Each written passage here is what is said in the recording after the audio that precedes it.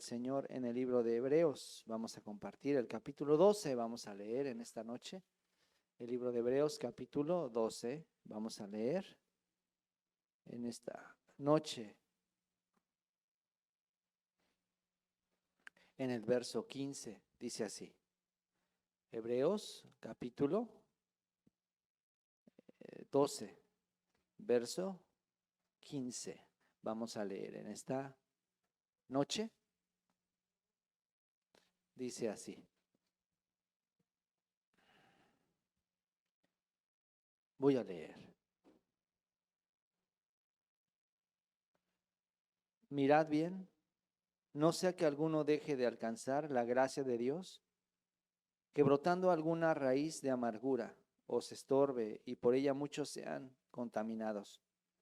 No sea que haya algún fornicario o profano como Esaú, que por una sola comida vendió su primogenitura. Porque ya sabéis que aún después, deseando heredar la bendición, fue desechado y no hubo oportunidad para el arrepentimiento, aunque la procuró con lágrimas. Hasta ahí, nada más.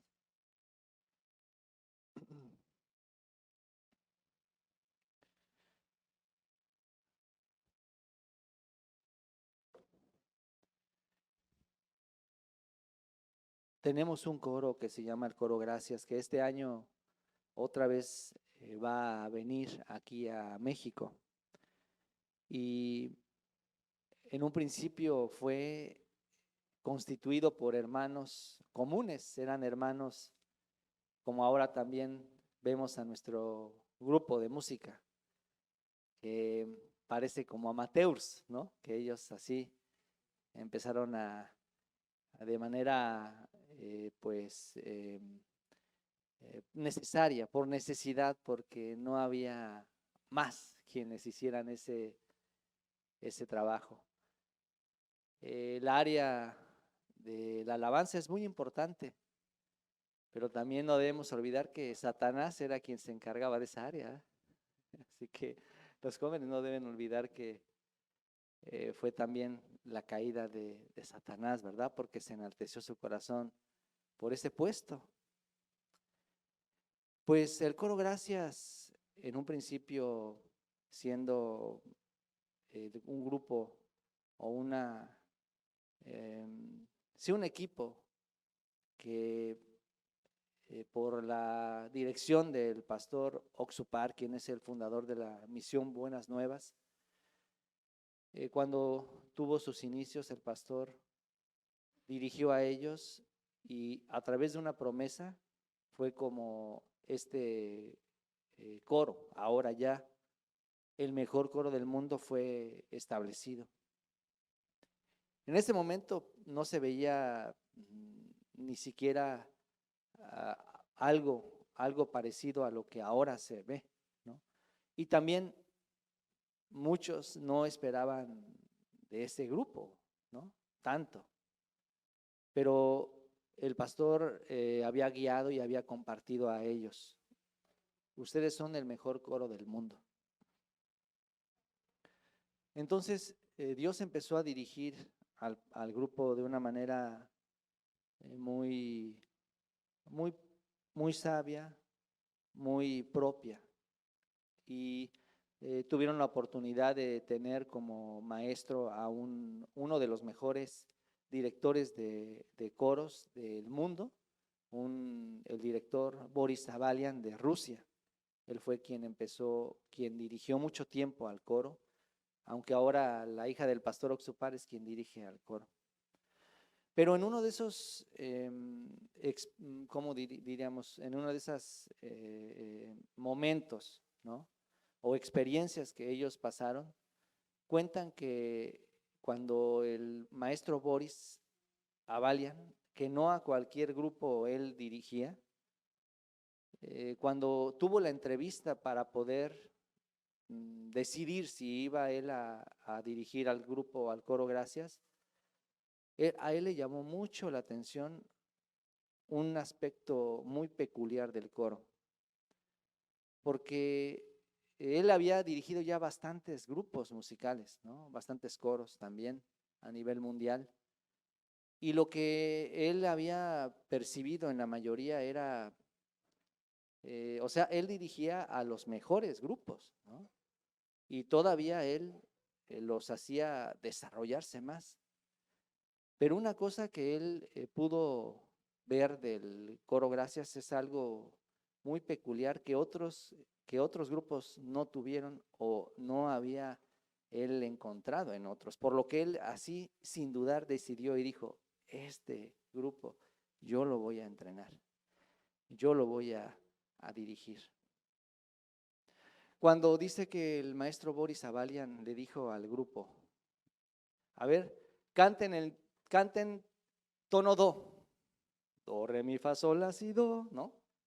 Do, re, entonces le dijo, a ver, el tono do, cada tono, yo no sé mucho de música, no sé, hermano Willy, estás estudiando historia y todo eso de música, ¿dónde está hermano Willy? ¿No? Pero creo que el tono, cada tono tiene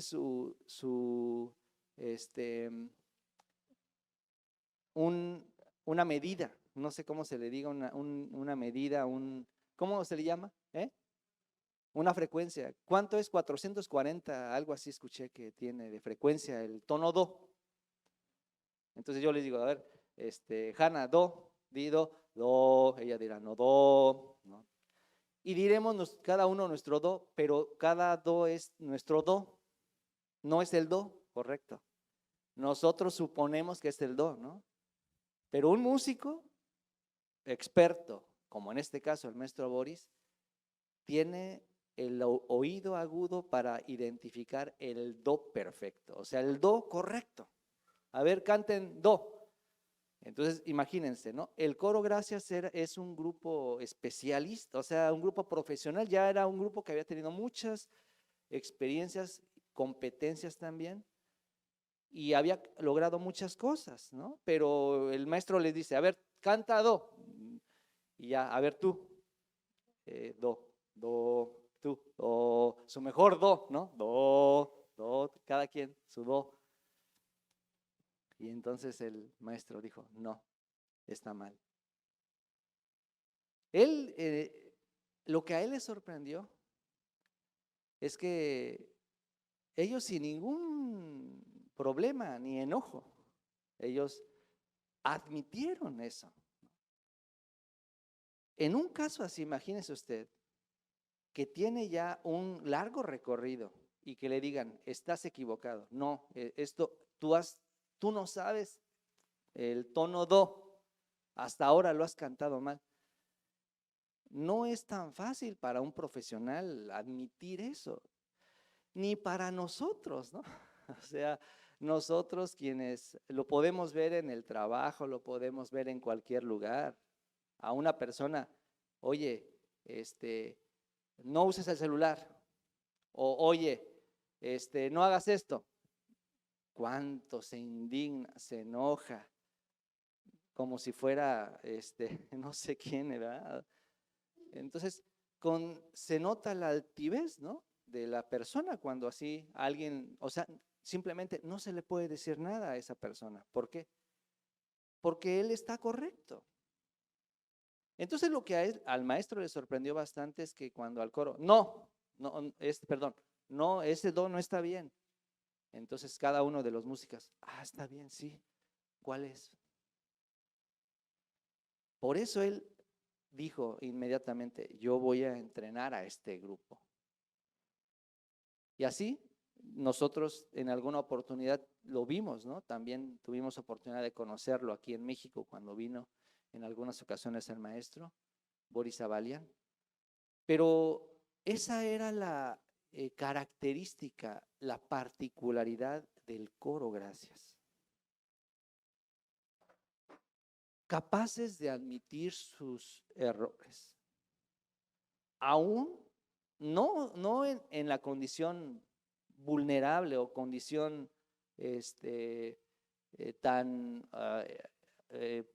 atrás, ¿no? Pasada, sino ahora ya en la condición en la que se encontraban ya con tantos logros, el reconocer o el admitir, yo creo que estoy equivocado. Eso es algo muy precioso que abre muchas puertas y también permite crecer más a las personas. Por eso, no es cuestión de esfuerzo la vida, sino es cuestión de actitud o es cuestión de la posición del corazón, lo que va a definir el destino o el resultado de esa persona. Parece que, por ejemplo, yo un día escuché una historia que también me llamó mucho la atención, pero creo que es lo que la mayoría de las personas vivimos, pero que no sabemos, ¿no? Por ejemplo, la historia de la hormiga y de la araña, ¿no? Que se encontraron un día y la hormiguita así caminando, ¿no? De un lado a otro, trabajando para juntar para el verano, para el invierno, ¿no? La comida. Y la araña estaba en un rincón viéndola desde allá. Y entonces la araña le dice a la hormiga: ay, pobrecita hormiga, de veras que qué pena me da tu vida, ¿no? Ay, no te cansas, ¿no? De veras, no estás fastidiada de vivir así. Y entonces la hormiga se quedó así, pues viendo a la araña, ¿no? ¿Y por qué lo dices? Ah, pues porque mírame, yo pues aquí solo me pongo en la esquina y espero a que caigan las presas y así yo vivo. Eh, Vienen, la comida solita me cae y, y no estoy como tú batallando ni preocupándome. Y después, ay, ¿qué vida llevas? ¿No te gustaría llevar mi vida? Le dijo así la araña a la hormiga. Entonces eso causó a la arañita, a la hormiga ese como problema, ¿no? Confusión en su corazón, por lo que cuando llegó a su casa estaba pues pensativa, se sentía un poquito pues desanimada y su mamá se dio cuenta de eso. ¿Qué te pasa? Y le dice su hija: ah, lo que pasa es que platiqué con la araña. Ah, ¿qué te dijo? Ah, pues que nosotros vivimos pues muy tontos. Mira que estamos batallando en balde y hacemos y mientras que ella solo está ahí en el rincón y la comida cae y viene. Que ella es muy inteligente, dijo. Mamá, creo que eso es lo que nos hace falta. No fuimos inteligentes como la araña, dice. Entonces, la mamá le dice: ah, ¿eso te dijo? Sí. Oye, ¿y no te platicó en invierno cómo le va? ¿Cómo le va, mamá? En invierno se muere de hambre. No hay insectos. No hay animales. No te preocupes, hija.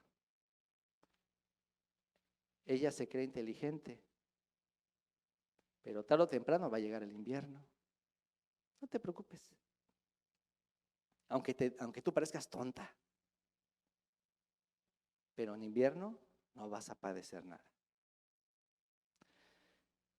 La posición del corazón es algo muy importante. Y cuando el corazón se enaltece, en el caso de la historia del hijo pródigo, encontramos ese claro ejemplo de lo que sucede, ¿verdad? ¿Cuántos no con tanta facilidad nos enaltecemos? Las personas adultas tienen una fortaleza en comparación a los jóvenes o a los adolescentes. Los adultos, ellos tienen compromiso y responsabilidad, ¿no? Pero ya no tienen las mismas habilidades que los jóvenes. En cambio, los jóvenes son muy distraídos. Ellos piensan, no pasa nada. Ese es el gran problema de los jóvenes y de los adolescentes. No pasa nada. Lo que yo haga, no pasa nada. Tienen fuerza, tienen capacidad, pero ese corazón, ¿cuántas pérdidas trae a su vida? ¿Cuánto desperdicio trae a su vida? Por eso, quisiéramos nosotros, y lo ideal, ¿verdad? Un joven cuando llega a conocer su forma, su condición, y cuando un joven llega a comprender su debilidad y su falta, eso es algo que le hace rápidamente crecer, madurar.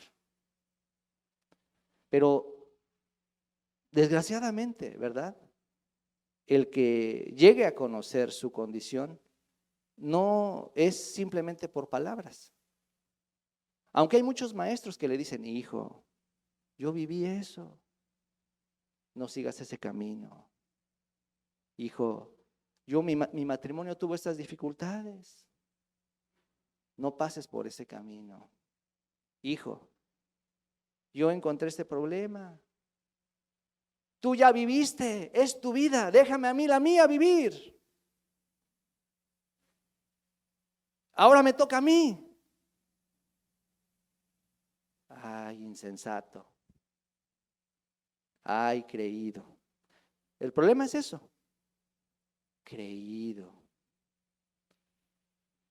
Y pasa el tiempo, ¿verdad? Por eso, por ejemplo, vemos en la historia del hijo pródigo esa parte. Ya la persona adulta, después de todas las experiencias que ha vivido, se da cuenta de lo importante que son los demás. Se da cuenta de que necesita a los demás. Antes, cuando era joven, menospreciaba a todo el mundo. Quizá haya adultos que todavía viven con un corazón así que no necesitan a los demás. Un día un joven se iba a ir de misionero temporal y entonces su papá y su mamá se habían separado. Y ese joven había sido siempre muy reprimido, ¿no? No acostumbraba a expresar lo que él tenía en su corazón. Pero él estaba preocupado por su mamá, porque su mamá pues ya era una mujer grande y él pues se iba a ir de misionero y él sentía peso por dejar a su mamá sola. Así que él le dijo al pastor, pastor, yo quiero irme de misionero temporal, pero no puedo dejar a mi mamá. Y la única persona que tal vez podría ayudarle sería mi papá, pero él no vive con mi familia, o sea, no, hace mucho tiempo que están separados. Y le dijo, ¿qué piensas tú? Y dijo el joven, yo lo que pienso, lo que será más conveniente es que mi papá se encargue de cuidar a mi mamá. Pero en estas condiciones me es difícil decirle eso a él. Y le dijo el pastor, ve entonces, y esto que me estás diciendo, esto ahora que tú estás sintiendo, así tal cual me lo estás diciendo, ve y exprésaselo a tu papá. Pero pastor, me da miedo. Siempre he tenido miedo de mi papá. No te preocupes, hazlo, ve practicando. Ve, háblale esto que has sentido, esto que me has dicho, díselo a él. Así frente a frente, ármate de valor, díselo en su cara.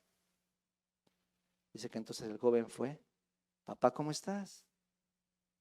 Bien. Siempre su papá, pues, creído, ¿no? Y pues hasta cierto grado, pues ignorando al hijo. Entonces él, papá, me quiero ir de misionero temporal. Está bien, hijo. Pero papá, tengo un problema. Mi mamá es grande ya. Está sola. Y necesito que tú te encargues de cuidarla. Papá, ahora tú no ves la realidad, pero va a llegar un momento que tú seas viejo y vas a necesitar que alguien te cuide. Así que ahora cuida a mi mamá. Cuando tú seas viejo, ella te va a cuidar a ti. Eso fue lo que simplemente el joven le dijo a su papá. Entonces cuando el papá escuchó al hijo, hijo, me sorprendes. ¿Cuánto has madurado? Voy a hacer eso, hijo, tienes razón. ¿En qué organización te has metido? Qué buen programa es ese. Sí, hijo. Eso otra vez, esa plática que ese hijo tuvo con su papá, nuevamente acomodó la situación del hogar. El señor volvió con su esposa. Ya cuando uno es más grande, empieza a entender la necesidad y se da cuenta de que solo no puede. Pero ya las funciones vitales ya no son iguales que antes. Ya no tenemos el mismo vigor, la misma energía, fuerza. Incluso ya no tenemos la misma agilidad mental como los jóvenes. Creativos, piensan rápido, su mente rápido no se mueve. Imagínense, pero el problema grande de ellos es eso. Tan creídos. Entonces el hijo pródigo, estando en esta condición de que yo todo las puedo, ¿qué pasó con él? ¿Qué hizo de su vida? ¿Qué hizo con la herencia? ¿Qué hizo con todo lo que él poseía? No sabía las consecuencias, ¿no? Porque él se siente, no pasa nada.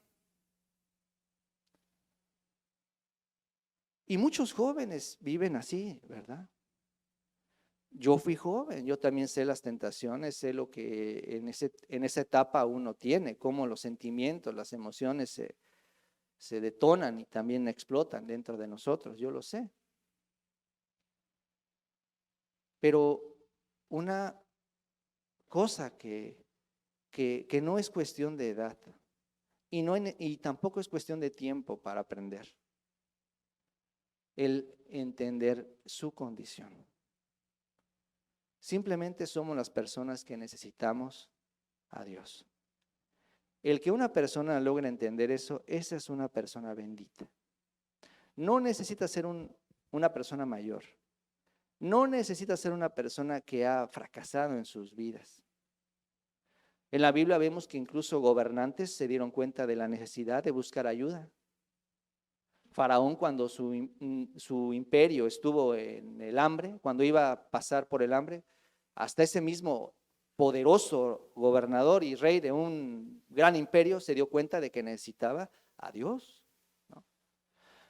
También Naamán, un gran general que había tenido grandes logros y éxitos, él se dio cuenta que necesitaba la ayuda de otra persona.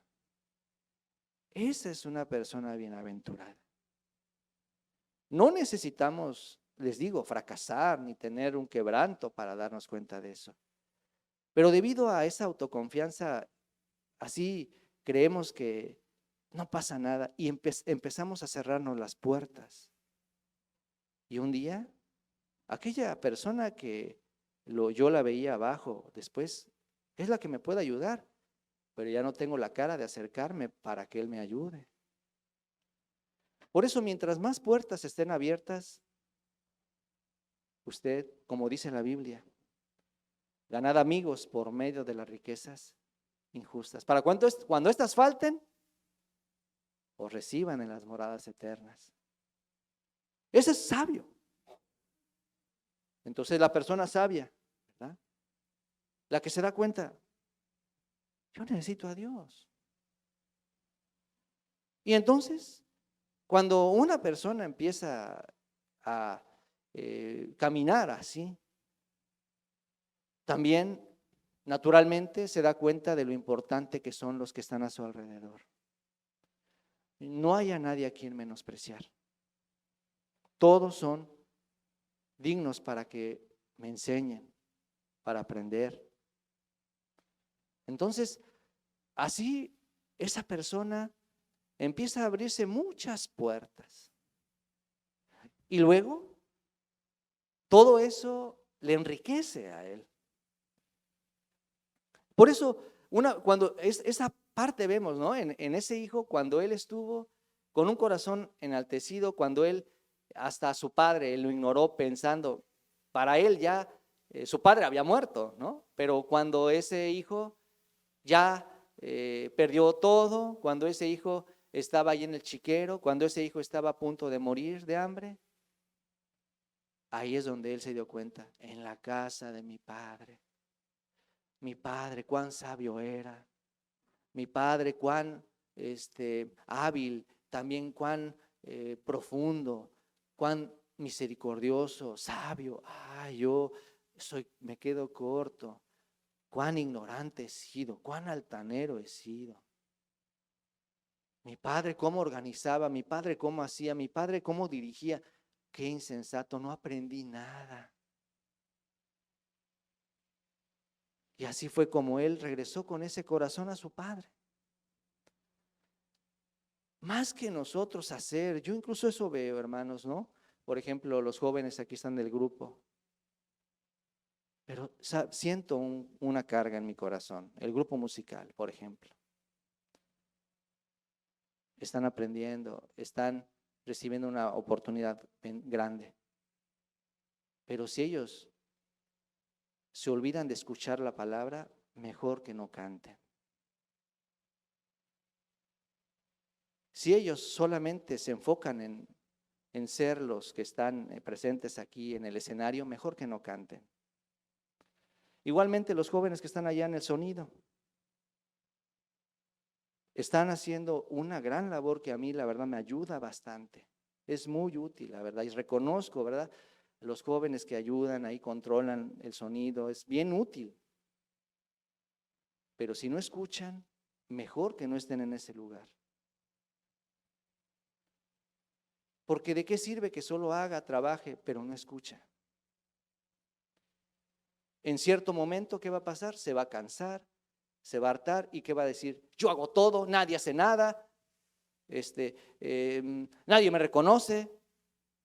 Finalmente va a terminar mal ese trabajo, esa forma. Por eso, está muy bien, recibe la gracia, está controlando, están cantando, están haciendo.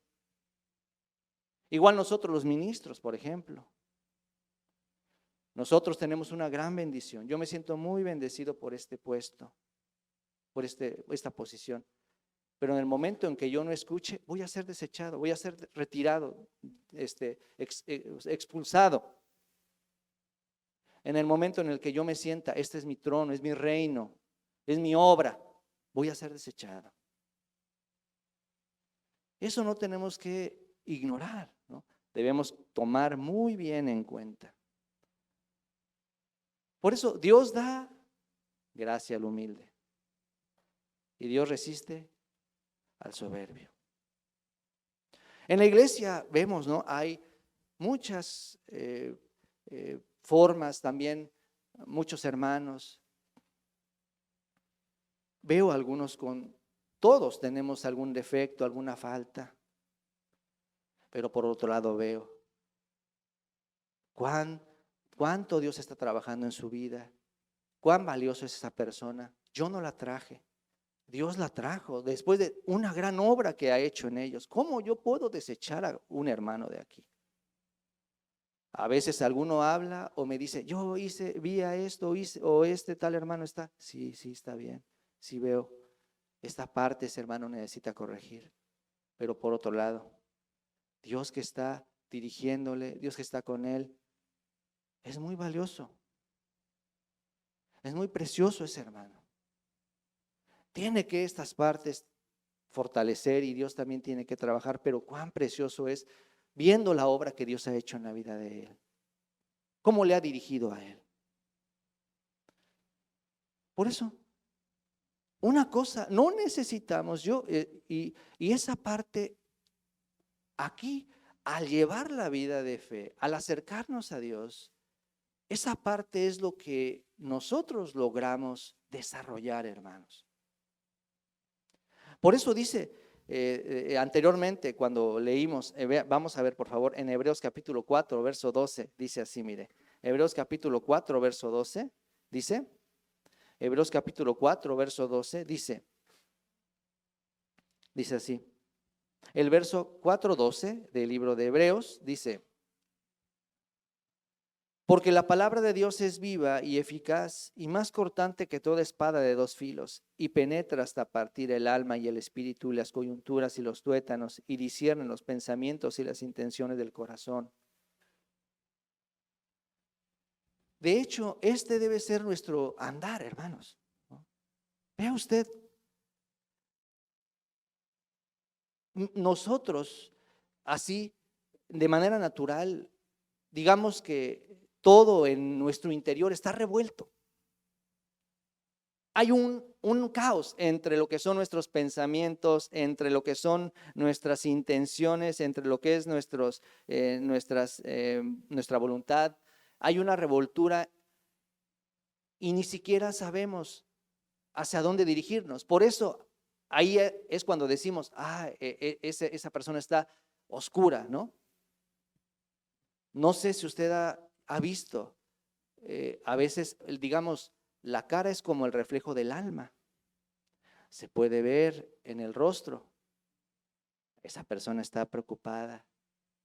Una vez una persona vino aquí a escuchar la palabra, pero él estaba así, viendo a todos lados. Yo estaba compartiendo y él, es que veo cosas ahí, pero así, era un hombre así, fuerte y así. Entonces dije, ¿cuánto, o sea, tanta carga tiene internamente? ¿Qué medicina hay para eso? Para controlarlo, ¿no? Para quitarle esa ansiedad o ese temor, pero sí, de verdad yo pensé, ¿qué cosa, qué pasa? ¿No? Veo esto, veo cosas y siento que me persiguen y así hacia los ojos.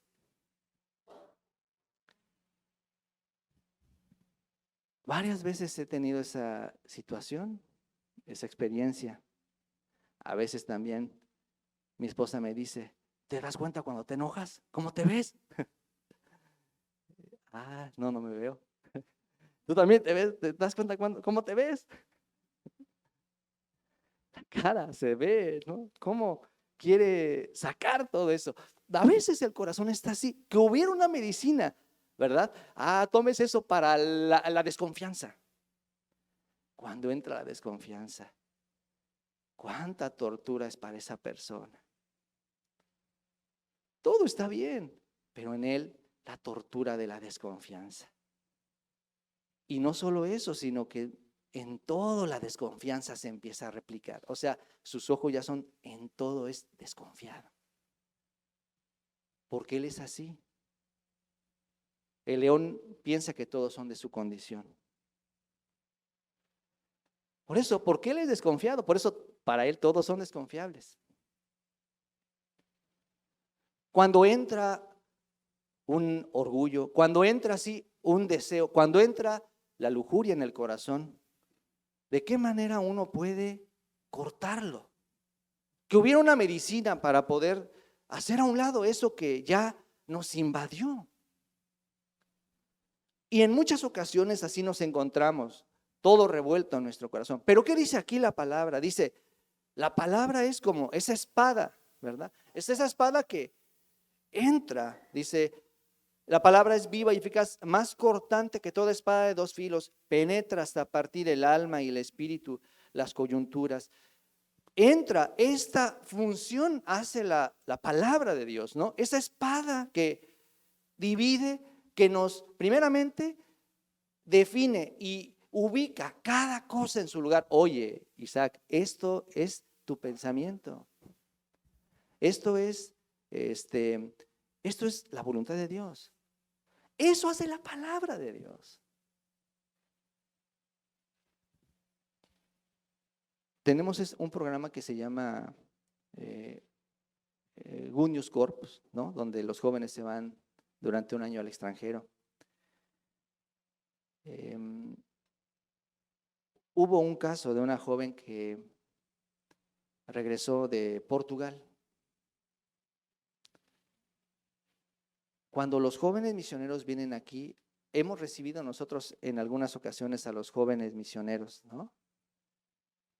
Pero cuando ellos han venido aquí, yo tengo bien en claro, ellos no vienen para limpiar, o sea, para ser los limpiadores o los cuidadores de mis hijos o los porteros de la iglesia, ¿no? Porque sería bien frustrante que ellos viniendo de lejos solo vengan a hacer esos quehaceres. Mejor que ellos se queden en su casa a hacer esos quehaceres, ¿no? Sería bien frustrante que ellos vengan así. Por eso, también por la indicación que el pastor Pablo nos había dado de que los jóvenes se ocupen. Entonces, vienen aquí y preparamos. Vamos a hacer un seminario bíblico, tú vas a ser expositor. Yo no puedo hablar español. Como sea, habla, con señas o como quieras, habla. Y él está nervioso, está preparando y desafía, ¿no? Vamos a dar academia, tú vas a ser maestra o maestro. Yo. Sí, ya. Así los mantenemos ocupados. Y los que han venido aquí a Álamo han quedado con un corazón bien agradecido, ¿no? Bien contentos. Porque, bueno, esa es la indicación que el pastor Pablo nos ha dado, ¿no? Pero esta joven que se fue a Portugal era joven de aquí, mexicana. Entonces dice que pasó su tiempo, pero ella vino y dijo, yo me la pasé cuidando niños. Pero fue junto con otra joven. Entonces ella vino así, no, Portugal está bien mal. Solo cuidé niños. Entonces le preguntamos a la otra joven, oye, ¿cómo? Oye, no, entonces ni recomendarlos a Portugal, ¿no? Y dice la otra joven, no fue así. Lo que pasa es que esa joven nunca le expresó al pastor su sentir. Nunca le dijo que se sentía incómoda por eso. Por eso terminó con queja y terminó desperdiciando su tiempo allá. Pero yo sí le dije, pastor, yo no vengo para cuidar niños. Entonces, yo la verdad, yo no viví así. Así digamos que nuestro corazón está revuelto. Pero cuando abrimos el corazón, ¿qué sucede? La luz entra, la palabra entra. Usted escucha la palabra, pero también tiene que abrir el corazón. Si no, ¿cómo va a entrar la luz? Ciertamente la palabra es la espada que ¿qué hace dentro? Corta y dice, esto es pensamiento, esto es basura, sácalo, quítalo. Y lo ordena y lo pone perfecto en su lugar. Esa obra hace la palabra en nosotros. ¿Cómo nos liberamos de esos pensamientos que nos mortifican? La palabra es la espada. Pero si yo no abro el corazón, por eso está, aunque estamos escuche y escuche, algunos hermanos solo se conforman un día a la semana a venir al culto, a escuchar. Y mi pregunta es,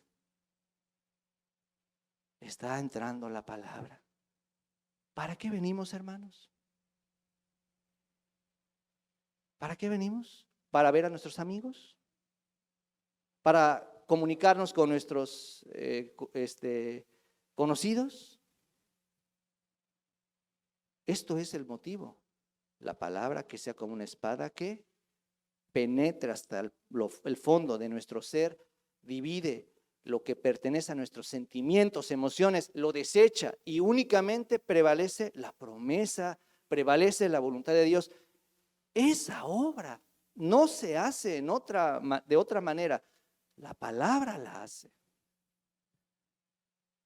Pero si usted no abre su corazón, aunque escuche toneladas de horas o miles de tiempo, la palabra no va a funcionar. Tiene que abrir su corazón. Yo me siento así, yo tengo esto, yo pienso esto. Pero si usted hasta ahora vive, ¿cómo está? Bien. Y luego habla detrás con otra persona lo que siente. ¿Cómo le podemos ayudar? ¿Cómo se siente? Yo tengo esto, me pasa esto. Ah, muy bien, mire. La palabra dice así. La palabra nos dice, Dios va a ayudar, Dios va a trabajar. Si usted tiene una incomodidad, hable, venga. Ah, yo me siento así. Vamos a hablar. Mire, en lugar de que usted se esté llenando con esa desconfianza, esa oscuridad en su corazón, venga, hable. Si no, abrir el corazón es abrir la boca. Si usted no abre la boca, entonces su corazón tampoco se abrirá. Entonces, ¿cómo va a entrar la palabra? Pero ciertamente la palabra es esa espada que corta todo lo que hay dentro de nosotros hasta lo profundo y establece y pone ahí lo que pertenece a Dios. Hace a un lado lo que es nuestros pensamientos, lo que es innecesario, lo que es basura, lo quita la palabra. Únicamente la palabra puede hacer esa acción en nuestras vidas. Por eso, desde joven, no es cuestión de edad. Todos que tenga el tiempo, por ejemplo, el coro, el grupo musical, tenga el tiempo de leer la palabra. Los hermanos que están allá en el sonido, tengan el tiempo también para leer la palabra juntos. Nosotros tenemos nuestro estudio de varones. Convivimos, pero sobre todo, estudiamos la palabra. Más que el convivir con alguien o llevar una amistad con alguien, es importante, pero más que eso, si no está la palabra, esa amistad va a tener problemas. Esa relación va a tener dificultades. Ese trabajo va a terminar mal. El ambiente no va a estar bien. Entonces van a empezar un ambiente desagradable los jóvenes. Debe permanecer la palabra primero. Por eso venimos. Porque cuando la palabra actúa, entonces usted está dirigiéndose hacia donde el Señor quiere mandar, quiere o quiso llevarnos. Ahora vamos a volver a Hebreos capítulo 12, vamos a volver a Hebreos capítulo 12. Nosotros ya hemos meditado acerca de esa carrera que llevamos y esa dirección hacia donde vamos, ¿no? Hemos visto, hemos leído que el camino o hacia donde vamos, hacia donde nos dirigimos, es hacia la presencia de Dios. Entonces, el autor aquí está diciéndonos ese camino, cómo debemos caminarlo y también hacia dónde nos debemos dirigir y cómo debemos dirigirnos para encontrarnos en la presencia de Dios. Aquí nos está diciendo el autor. No está hablando de algo teórico, sino es algo que vivimos, ¿no? Nosotros. Algo práctico en la vida. Hace poquito hablaba una persona, me mandaba me hablaba por teléfono. Fíjese que extorsionaron a fulano de tal. No vayan a hablar a usted, me dijo. Entonces, escuchando esa llamada, ¿no?, de esa persona,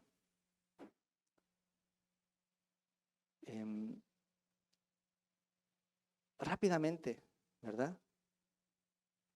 Como cualquier comentario que nosotros tomamos o escuchamos, también comencé a pensar, ¿verdad?, acerca de cómo está la situación y también acerca de mi familia, así.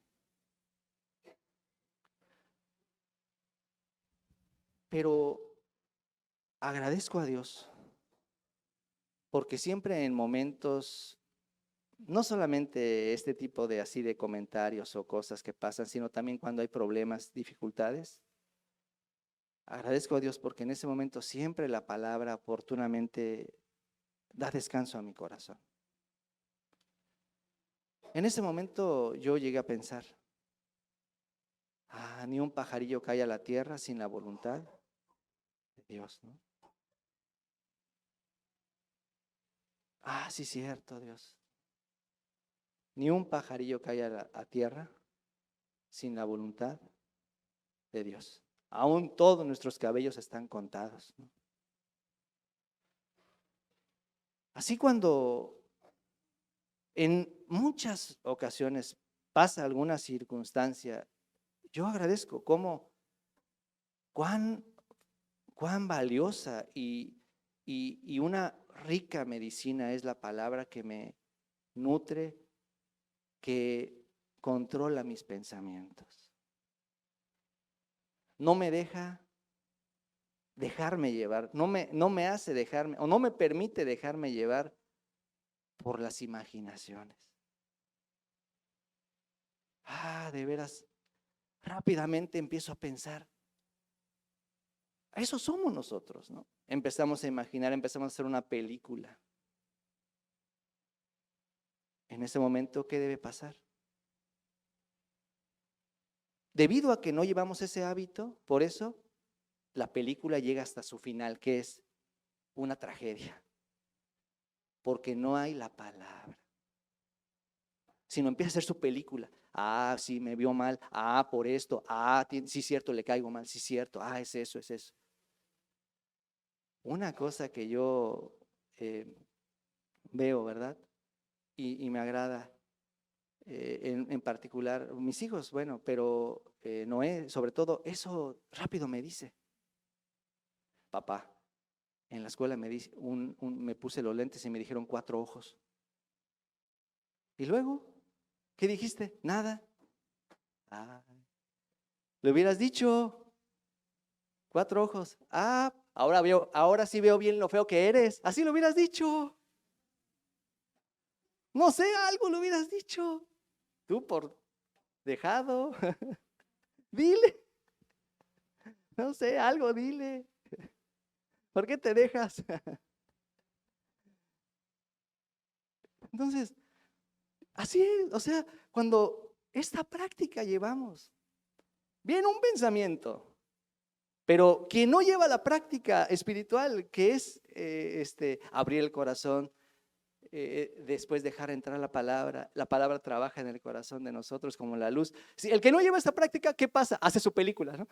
Yo le caigo mal y no me hizo caso y después, sí, cierto, así es, solo cuando me le interesa o cuando un favor me pide, por eso me llama. Empieza a hacer una película.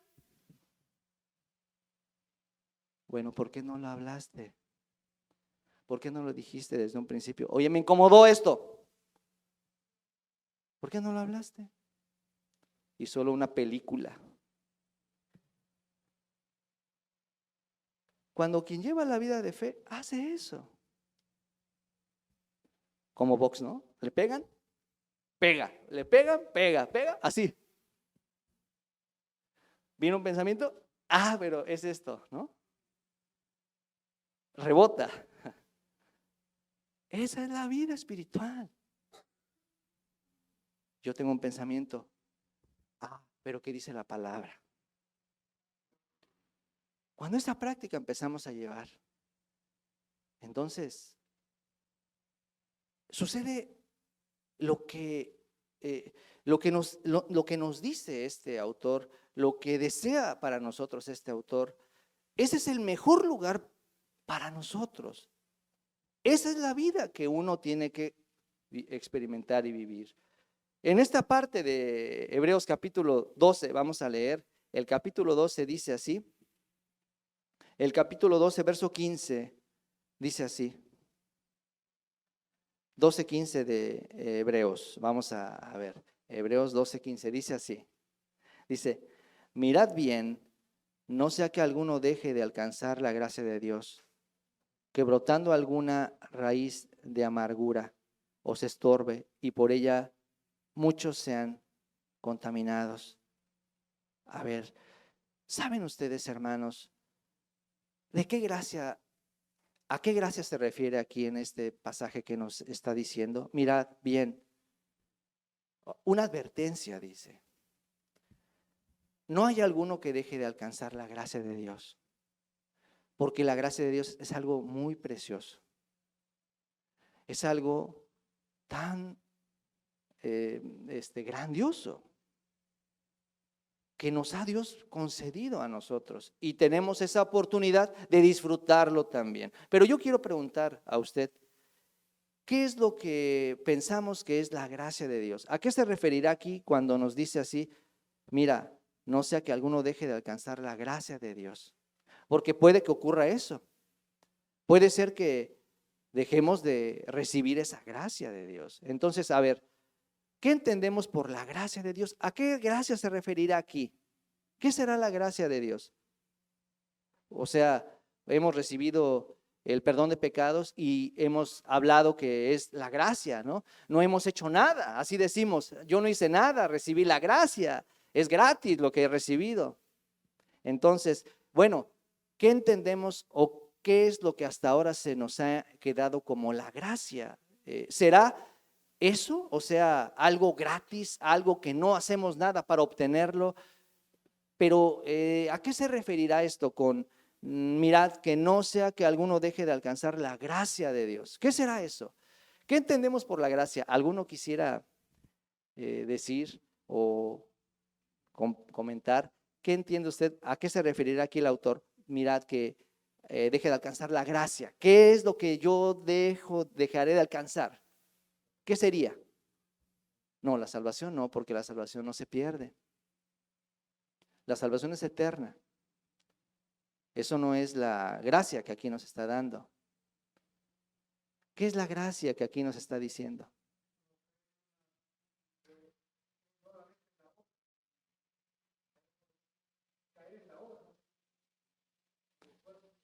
En el esfuerzo. Sí. Bien. Pero bien, entonces, aquí cuando está diciendo, y también según todo lo que anteriormente el autor ha hablado, que no vamos a entrar en detalle, ¿verdad? Pero a lo que está refiriéndose el autor aquí, cuando está diciendo que alguno deje de alcanzar la gracia de Dios, cuando está mencionando aquí la gracia, se está refiriendo a Cristo Jesús. Dios revelado a través de Cristo es la gracia misma. Es decir, no sea que alguno se aparte de Cristo. A eso se está refiriendo. Ya usted es salvo. Usted ha creído en Jesucristo. Usted ha creído que Él perdonó nuestros pecados, ¿cierto? Usted ya ha escuchado y lo ha recibido, que Él le limpió el pecado. Pero lo que nos dijo en el libro de San Juan, separados de mí nada podéis hacer. ¿Qué sucede? Yo ya soy salvo, pero ocurre que me separo de Cristo. La salvación no la pierdo, ¿verdad? Pero en la vida estoy viviendo muy ajeno y muy lejano a Cristo. ¿Cuál es ese camino que uno puede ver a través de lo que aquí Hebreos habla, que representa a Cristo? El tabernáculo representa a Cristo, ¿no? O sea, La fuente es una forma, el altar de bronce es una expresión de Cristo donde el pecado se limpia. La fuente del agua es donde el Espíritu trabaja, ¿verdad? En nuestro corazón.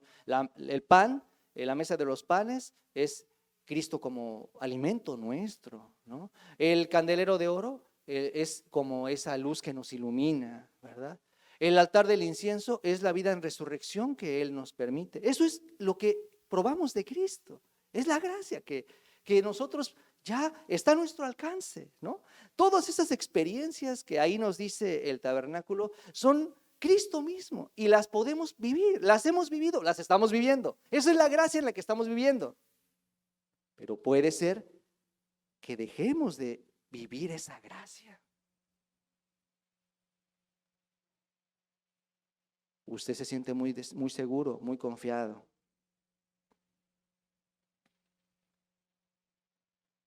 Y empieza usted como lo que habla aquí. O sea, empieza en nuestro corazón a ser distraído.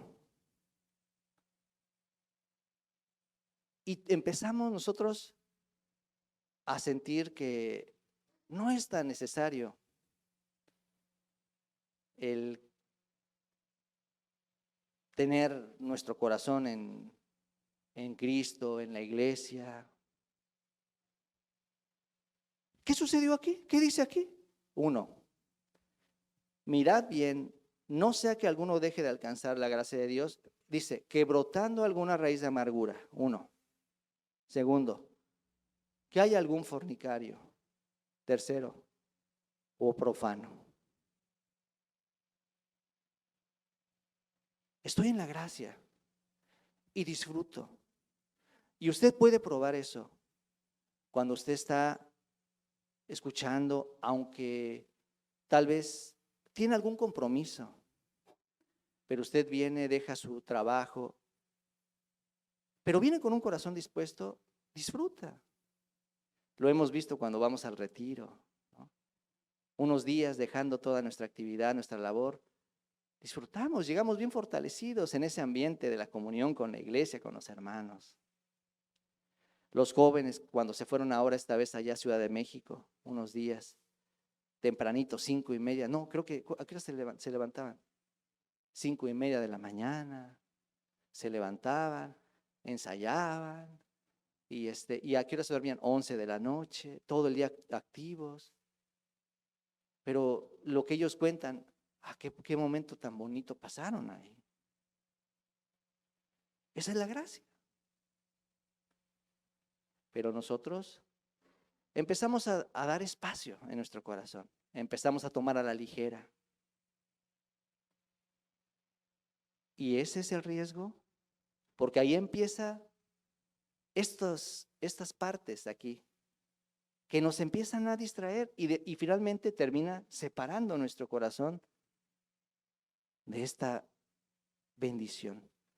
Y aquí habla de este caso, ¿no? Dice aquí que brotando alguna raíz de amargura os estorbe y por ella muchos sean contaminados. Cuando usted, caminando en la iglesia, llevando la vida de creencia, permite que un rumor, permite que una desconfianza se guarde en su corazón y usted la escucha y luego la medita y la hace grande y luego termina ese sentir o ese corazón ya separándole de, usted termina perdiendo. La iglesia continúa, pero usted es la que o el que termina desperdiciando su tiempo. La iglesia sigue, pero en su corazón se llenó de ese rumor, de esa desconfianza, de ese malentendido. En lugar de aclarar, en lugar de poner sobre la mesa y después reconociendo a Dios, así continuar.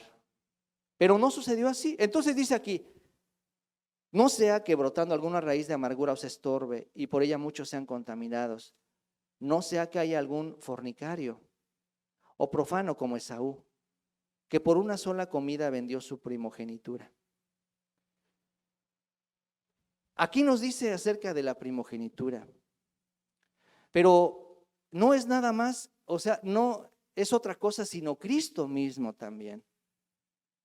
Es una herencia que a los hijos mayores, a los primogénitos se les concede en aquel tiempo. O sea, es una herencia muy preciosa que solamente a ellos, a los primogénitos, les corresponde. Pero aquí dice que el ejemplo que menciona es un personaje que él, esta herencia, esta bendición, desperdició. ¿Por qué? Por un plato de lentejas, dice. La historia en el libro de Génesis menciona cómo este personaje Saúl dice que tuvo un día hambre y llegó muy hambriento y cansado del trabajo, ¿verdad? De haber cazado y no cazó nada, llegó a su casa y luego su hermano estaba haciendo un potaje de lentejas y le dice a él, oye, dame de comer. Y le dice su hermano, el menor, te vendo la comida. ¿Qué quieres? Tu primogenitura. Entonces, ese hombre dice, ¿para qué me va a servir? Me voy a morir un día. Sí, dámela, ahorita lo que tengo es hambre. Por favor, dame la comida y quédate con la primogenitura. Toca el autor este ejemplo de ese personaje. Nosotros somos los primogénitos quienes hemos recibido esa herencia misma. Y mientras vivimos en esta vida estamos ejerciendo esa primogenitura. Pero lo que el autor dice es, aprovecha esa primogenitura que ha recibido. No sea que te apartes. Y Esaú, aunque después lloró, pero ni con arrepentimiento la recuperó. Es una gran bendición la primogenitura que Dios nos ha dado. Por eso nos dice, mira que no caigas o que dejes de alcanzar la gracia de Dios. O sea, mira que no haya nada que te aparte de Jesucristo. Va a haber este tipo de cosas, va a haber este tipo de riesgos alrededor de nosotros, pero que eso no sea ningún motivo para que tú no continúes en esta carrera. No continúes hacia esa dirección en donde podemos disfrutar de la gracia del Señor. Y de hecho, si ustedes ven al final de este libro, ¿cómo termina? Vamos a ver el capítulo 13 del libro de Hebreos en el verso 25. ¿Qué dice? Vamos a leer todos juntos, por favor. Hebreos capítulo 13, verso 25. ¿Qué dice? Leamos todos juntos. El último texto del libro de Hebreos 13, 25. Leamos todos juntos. A las 3, por favor. Vamos a leer todos juntos a las 3. 1, 2, 3. La gracia sea con todos vosotros. Amén. Así es. Hermanos, estamos en la gracia del Señor. Estamos dentro de Cristo Jesús. Permanezca en la gracia. Va a haber este tipo de riesgos o distractores. Habrá raíz de amargura. Pero en este momento usted tiene que rebotar, ¿no? No solo reciba, sino, a ver, tú dices, ¿pero qué es? A ver, vamos a ver. También algún fornicario dice, por un poquito de deseo, o profano, por una necesidad o por un placer temporal, él menospreció esta gran bendición. Hermanos, hemos recibido esta herencia. Mientras vivimos en esta tierra podemos ejercer la primogenitura. Ya lo podemos estudiar un poco más, pero todos aquellos que recibían la primogenitura se refiere a tener doble herencia de tierra, también se refiere a tener el reinado y el sacerdocio. Eso es lo que un primogénito recibía. Nosotros también. En esta vida como herederos de la primogenitura. Dios nos ha hecho sacerdotes de Él, también nos ha hecho reyes y nos ha dado a Cristo como tierra buena. Por eso, mientras vivimos, la recomendación y la advertencia del autor es esto: mirad, que no haya alguno que deje de alcanzar la gracia de Dios. Que todos nosotros, hermanos, permanezcamos en la gracia de Dios, en la iglesia, el Señor allí actuando, aunque habrá algunos problemas o dificultades en nuestras vidas, pero el mantenernos en ese lugar nos permite el disfrutar a Cristo. El que cae de la gracia de Dios simplemente deja de disfrutar esta gracia. Simplemente, entonces, aún con lágrimas como Esaú, después quizá querrá recuperar, pero no va a poder, dice. Entonces, mientras nosotros estamos en este mundo caminando, el camino y la dirección es en Cristo, en la gracia de Dios. Que la gracia sea con todos vosotros, como dice aquí el autor. Y todos nosotros, hermanos, sin desviarnos, abriendo nuestros corazones, el Señor trabaje en cada uno de nosotros. Así nosotros caminemos. Vamos a terminar hasta aquí. Oremos.